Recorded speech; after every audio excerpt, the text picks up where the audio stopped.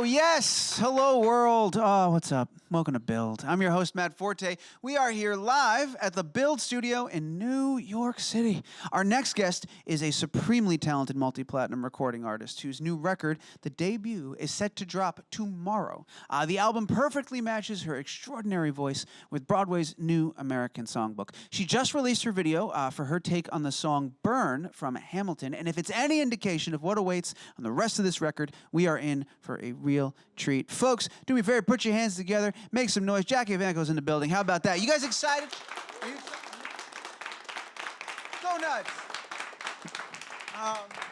Wow, that was awesome. Thank you. Congratulations. I'm so excited for you. This is huge. Your record's going to drop tomorrow. Yes. Very, very exciting time. How are you right now? How is Jackie? How's life? Oh, it's good. I just turned 19 on the 9th. Thank you. Yeah. Round of applause right Thank there. you. It was fun, though. I spent time with my family in Yeah. Pittsburgh, so. Happy birthday. That's Thank fantastic. you. You too. What'd you guys do? Did you have a big old cake, just relax, be with the family? Yeah, actually, no big cake. It was a little one, and it was just going out to dinner and spending time with the people I love. That's perfect. That's what you got to do. That's exactly it. Yeah. And now you're back here. Now, if you just turned 19, correct me if I'm wrong, keep me honest here, that means you moved to New York about a year ago at this point, right? When you were 18? Yeah, I moved when I was 18, but I had the place a year before, and my sister was kind of breaking it in for me. So. It's been warm. And now. Yeah. So that's pretty cool. So you've got a year and change under your belt living in New York. How is the city treating you? Have you grown to love your home here? I personally love living here. I'm a very busy person. I have a tendency to constantly be moving and doing things, and I think New York is the perfect place to be for that. So I just love exploring. Have you gotten a chance? Have you seen Hamilton? Have you? No, and it's so annoying because everybody is like, "It's so good, you have to see it." Oh yeah. And I'm like, okay, after the 2-year wait of tickets, and Surely it'll be easier to get some tickets, but nope, still. No. Yeah.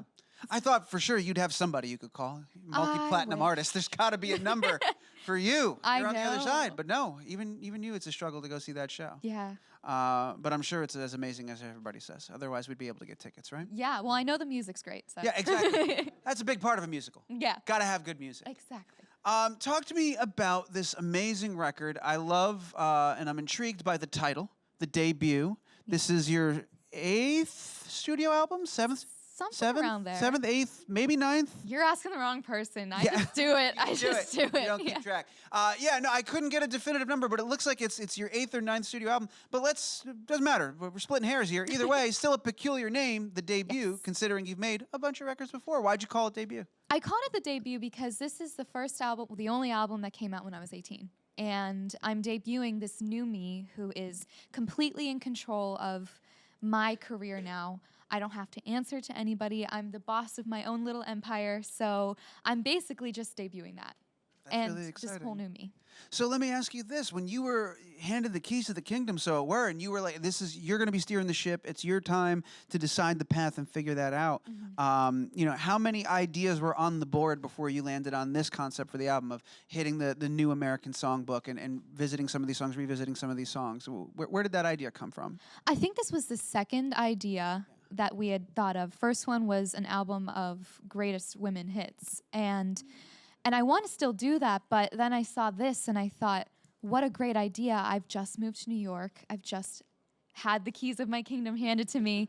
And it's a genre that I've slowly fallen in love with and enjoyed. And I live right there, so I was like, this is perfect. I'd love to explore this world. Have you, because I know you are super busy, you do a lot of crazy stuff and performing all the time. Have you had an opportunity to take in some theater or Yes. Okay, good. So you've seen some. Oh, yeah. Don't worry. Before I recorded this, I did my research. I watched some shows and YouTube videos. So I'm lucky. So how long did it take for you to arrive at the list that you've arrived at? You know, there's so many incredible songs, so many amazing shows, especially that are out there right now. Right. That I would imagine, outside of actually going and doing the work, that must have been one of the hardest parts of deciding this song over this song and so on and so forth. Yes, it definitely was. But for me, it took me a couple months, but I really just examined the shows and the plots and the characters. And what I love about what I ended up going with was that every song, whoever sings it, it's a very pivotal point in their story. And I love that because, I mean, I have Italian in me. I love to be passionate and to really get into it. So I think that it was perfect for me. Did it ever become, because there's so much to listen to, at a certain point, would you have to like take breaks and step away because it's just like, I don't even know what I'm listening for anymore? Oh, absolutely. That's why it took months. Yeah. That's why it took all that time. Yeah. So you get all the songs figured out, you know exactly what you're going to sing, you start working on them, rehearsing them. How long, how much time passes between here's my songs and you're in front of a microphone in a studio? Maybe 2 weeks. Wow, that fast. Yeah. I was kind of under a bit of a rush for this album. I really wanted it to come out while I was still 18. So, yeah, but it was pretty fast, and it still worked out great. I'm happy with it. That's pretty incredible. What was, aside from like feeling that self-imposed pressure, that timeline of like, I gotta get this done while I'm 18, what felt different, or what was different from some of the records you've done in the past? This is your debut. This is the time you're in control. So like, how does that sort of manifest itself when you're in the studio? How is that different for you? Well, I guess this was the first time that I could really put out an idea, and whether they agreed or not, I could say, no, we're doing this. And then they had to listen, yeah.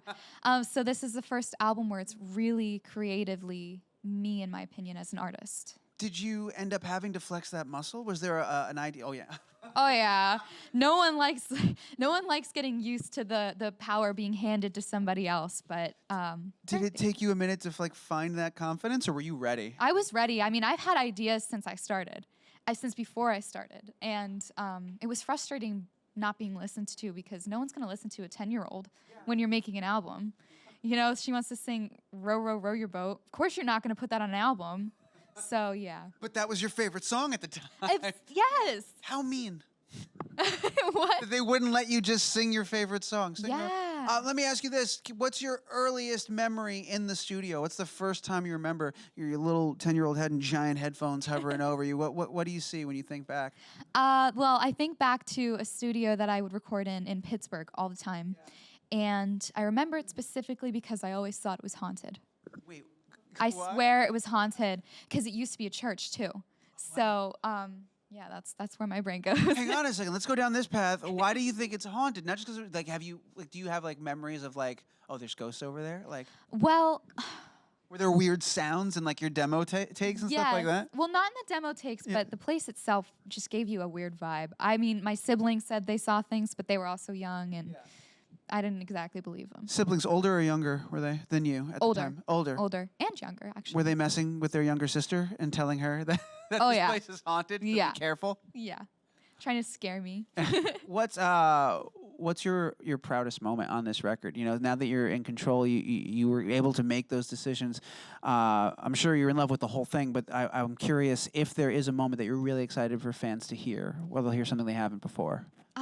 I think my proudest moment is when I got in the studio and I used my belty chest voice for the very first time. Because before this, I didn't know that I could sing more of a pop sound. And I literally discovered it in the studio while I was recording.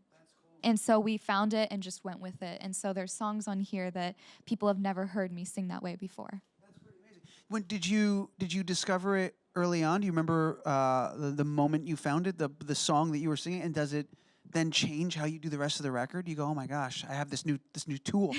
Yeah. Kind of, yeah. For me personally, every time I listen to a song, it's this whole new canvas. So I have to decide, like, what paints I'm going to use. That's kind of what my voice is to me. So when I found out that I had this new medium, I was like, oh yeah, we're going to take advantage of this. That's super cool and exciting. Yeah. Speaking about new things for the fans, one of the things I was really curious about, because you're right, you've been doing this your whole life, right? I mean, like the world met you when you were 10, because that's when you went to America's Got Talent. Yes. But how long before that were you? Obviously, you were singing before you got to America's Got Talent. When did you start? I mean, I was always singing, Always. but I wasn't good until I got my tonsils removed. My whole entire voice changed. I used to sound like Minnie Mouse. I couldn't eat food without choking. They were really bad, so. Yeah. That's interesting. All right, so then the world gets to meet you, and here you are, and you've had this amazing career, and made all these amazing awards and sold all these amazing records. But here's the thing: you've been blessed with this gift at the age of 10, and you're so great in a genre of music that isn't typically associated with other 10-year-olds. Right. People your age, not necessarily getting what you do or knowing what you do. I think that's different now, especially once you got to AGT. But I'm curious what it's been like navigating that all these years of being this little kid with this huge voice and this huge presence, and how you've kind of sort of gone through those waters and figured that out and worked with your fan base. Well, for me, it was always staying true to what I love and who I am. And that's what I fell in love with. And yeah, it may not be the most popular genre, but it's something that I adore, and I'm going to stick with it, hopefully for the rest of my life. Now, that doesn't mean I won't branch my horizons. I won't broaden them, but I am definitely going to include that in my life. Well, I think one of the things, too, you can't take away from that is the amount of kids that would not have listened to that type of music that do now because they saw you singing it and they heard you singing it and they were like, this is amazing. So you have done a lot for the genre and for that, and I think that's got to be a very exciting thing to be able to say that you're responsible for and something you've done. Yeah, it's great for me because my goal in life is to just inspire people and to put as much of what's in my head out into the world and to have it resonate with people that are younger, older, whatever. It's really nice.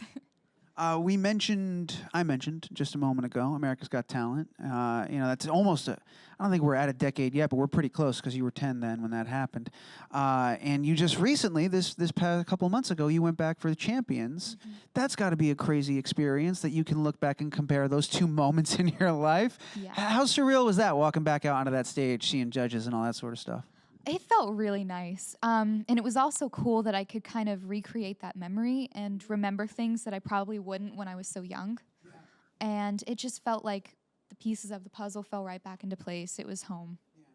It's so weird. Like, I don't know what I did when I was 10. I definitely didn't perform on a national stage. But, like, I can't, if somebody's like, remember this moment specifically from when you were 10, I don't know that I can do that. But can you take yourself back to that moment when you were on that stage? It's such a significant, unique experience for you to have had at that age. Yeah. Can you still see and remember it as if you were there? Does it stick with you? Yeah, absolutely. There's so many little memories that I can just keep thinking of. I got my first experience with an iPad through that. I remember being in the hot LA weather in this tent with all the other contestants that I made friends with. It was just such a bonding experience and something that, as a kid, really shaped me, I think. What were you expecting? Were you expecting anything? You were a kid. Were you just going and having fun? What was that experience to you at that time? What did you think would happen? Honestly, I had no idea what would happen. I just went out there and I was like, well, I know how to do this, so I'm going to do it. But yeah, I didn't expect a single thing. Did you have fun being back there again, seeing everybody and seeing Simon and whatnot and all that? Yeah, I loved going back. And it was just great to see Howie, too. Yeah, so it's always good to see Howie. Yeah. We had him on the show a little while ago. I think before Champions, he was on for another season of American Got Talent. He's got a lot of energy in him. He is a firecracker, that one. Oh, yeah, he is. Yeah, he is. And they all remembered you, of course. They're very happy to see you. At least they acted like they did. They were very polite about it if they did. Yeah. I think they remember. You left an impact. They definitely remembered you. Oh, thank you. We're going to go to the audience in a little bit, but there was something that I had mentioned that I definitely wanted to bring up because it was kind of hard for me to find a lot of information on this, but I recently just discovered that in addition to being so talented as a vocalist and a singer and all that stuff, that you sketch and you paint as well, and you're really good at it. This was one of your paintings that I saw on Instagram, and I was blown away by this. I was like, why was this so hard for me to find is the question. Why are you not sharing more of this with the world? I guess it's just something that I don't feel like people would really want to see. Is it specifically a dismembered giant eye or your painting in general? Because I'm telling you right now, people would really dig this. I think they'd be interested to see the work that you do. I guess it's just when people kind of search me up, they're there for music, not exactly for painting or drawing. And it is a big part of my life. I love to do anything creative. But I occasionally bring it to the spotlight and show people, but I don't know. It's just not something I think people want to see. So we know you've been singing your whole life. When did you start sketching and painting and all that? How early is that? How far back that go? Probably about when I started singing, because all that free time on planes, I had to do something with my hands. I was just this antsy kid, so. To start doodling. Exactly, yeah. You mentioned earlier you equated singing and like discovering this new ability, this new tone that you had to like deciding what colors to put on your canvas, and you have like these lines that overlap. Do you ever perceive your visual art in a musical way in your head of like what, like do you perceive it as like sound, like what kind of noise do I want to create? What kind do I want this to be louder in this portion of the image? Like do those parts overlap when you're being creative? I think so, yeah. But I mean, for me, it's the same as what everybody would say when they're painting and they say they want something louder. They'll obviously think of brighter, more vibrant colors, you know. It's nothing special, but I think that when you do use that part of your brain, those worlds do merge. Yeah. Well, all right, so we know that you can sing. You're an incredible vocalist. We know that you've got a heck of an eye, no pun intended. And you can paint and draw as well. I read that this year is a very important year for you because you are looking to expand the kingdom that you've recently received the keys to and kind of build an empire. There's a lot of stuff that you're interested in getting into outside of just music. What are you focusing on? What are you really excited to get into and start messing around with this year? What I'm really excited to get into, other than music and art, is makeup. I really, really want to be able to make makeup brands because I personally have very sensitive skin. Okay. And anything will make me break out. And I want to be one of those people that tries to figure out a formula that won't completely make me break out with acne. Have you had any practice with that yet? Have you started testing, trying to figure out, just for you, just what works for you? Yeah, I mean, I definitely go to Sephora and buy makeup. That's what I do. That's where a lot of people start. Yeah. You start mixing and matching, seeing what works with my skin, what doesn't work with my skin, Exactly. and stuff like that. Yeah. No, I'm very fortunate. My wife has only recently gotten me on a 4-step regimen for my face that I think has been working very well. Yeah. Yeah, thank you. That's very kind of you to say and agree. So we got makeup that you're going to go into, and anything else that you're going to branch out into? Hopefully clothes and jewelry and pretty much anything else my brain can grasp. Very I mean, cool. I don't want to limit myself to anything. And now you don't have to because you're in charge. Exactly. Awesome. That's so awesome. Thanks. Well, it looks like the audience is in charge because they got 2 questions and I got to go to them. Kate's giving me the signal. So we've got some microphones in the room. First question is from right here. Go for it. Hello. Do you have any special rituals you do before going on stage and performing, just to warm up your voice, or? Actually, yes. I love to sit in the quiet and first I'll do a couple warm-ups, and stretching before you sing is actually something that I learned is really important because your body has so much to do with your voice. And then I just love to sit in the quiet and really get in the zone, think about what I want to do in my shows and how I change things, and yeah. Great question. Thank you for that. Thank you. Now that you have complete control, how have you looked at, or have you even thought about ways in which you're going to change your live show and how you bring this to the stage and how you go out and tour this record? I think that it would be really fun to maybe incorporate my drawings and paintings into my shows some way. Make it like a whole experience. Exactly. Yeah. But I do want to jazz it up a bit. You know, spice things up, do Very things exciting. that I'm not used to. It's going to be a great year, I can tell. Thank you. We've got, what is it, Kate, one more? I got to do one more? We got one more question from the audience. Come on down, right here. Hey, Hi. I was wondering how you do feel about, or what the experience was like growing up in the public eye. I mean, it's definitely challenging. It's not something that everybody is built for. For me, I have such amazing memories, but I also have memories that aren't so amazing. And I think the key to it is a strong family that's supportive and balance. You know, you think about the bad things, but then you remind yourself of the good. And it helps you to kind of feel a bit more at peace with what's happened. Thank you for that. Thank you.